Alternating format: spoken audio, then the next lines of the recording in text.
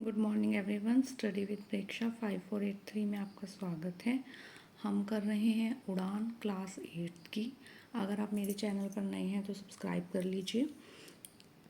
सबसे पहले बात करेंगे कॉम्पिटेंसीज की। बल और दाब लेसन है हमारा एट्थ लेसन है बल और दाब। उसकी कॉम्पिटेंसीज हैं 708 और 710। 708 जो है विद्यार्थी गतिमान पदार्थों की चाल, सरल लोलक की गति आदि का मापन कर सकते हैं और गणना कर सकते हैं। 710 है ग्राफ बना सकते हैं, उसकी व्याख्या कर सकते हैं, दूरी समय ग्राफ बना सकते हैं। अब वर्तमान क्लास की दक्षताएं हैं 801, 804, 805 और 811। इसी से रिलेटेड है। इसका कार्यपत्रक 1। First of all worksheet 1। कौन सी वस्तु पानी में तैरती है और कौन सी वस्तु पानी में डूब जाती है। कौन सी वस्तु पानी में तैरती है इसमें से हमें देखना है, और कौन सी वस्तु पानी में डूब जाती है उसने दी हुई हैं। लोहे की कील, सूखी लकड़ी, प्लास्टिक की गेंद, कागज का टुकड़ा, ईंट, पत्थर, घास का तिनका, चौक का टुकड़ा, चप्पल और पॉलीथीन। इनमें से डूबने वाली हैं लोहे की कील, ईंट, पत्थर, चौक का टुकड़ा और चप्पल, और तैरने वाली हैं सूखी लकड़ी, प्लास्टिक की गेंद, कागज का टुकड़ा, घास का तिनका और पॉलीथीन। इसके बाद हम चलेंगे कार्यपत्रक 2 पर।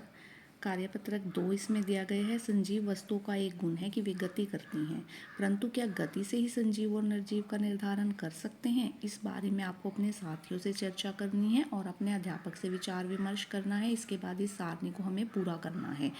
सजीव वस्तुओं में गति होती है, हाँ होती है।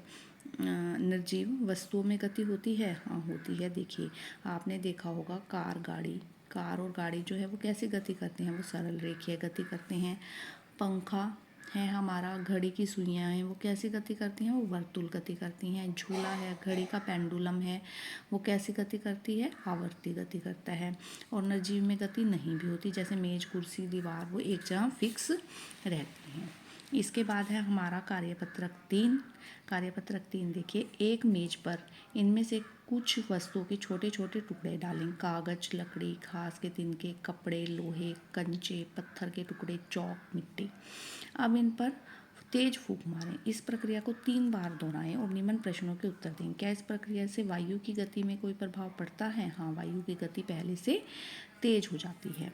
क्या वस्तुएं हवा की दिशा में गति करती हैं। हाँ, वस्तुएं जो हैं वो हवा की दिशा में गति करती हैं। हवा की दिशा में जिस तरफ हम हवा मार रहे हैं उसी तरफ वो गति कर रही हैं। यदि हवा में गुब्बारे को फूंका जाए तो क्या होगा। यदि हम गुब्बारे में हवा भरें तो क्या होगा, उसका आकार बढ़ जाएगा और गुब्बारा फूल जाएगा।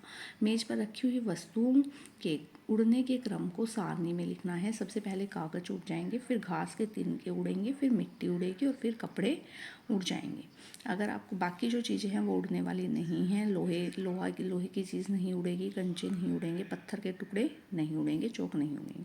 अगर आपको वीडियो पसंद आई तो आप चैनल को सब्सक्राइब कीजिए, बेल आइकन दबा लीजिए ताकि आगे आने वाली वीडियो की नोटिफिकेशन आ सके। Please like, share and subscribe.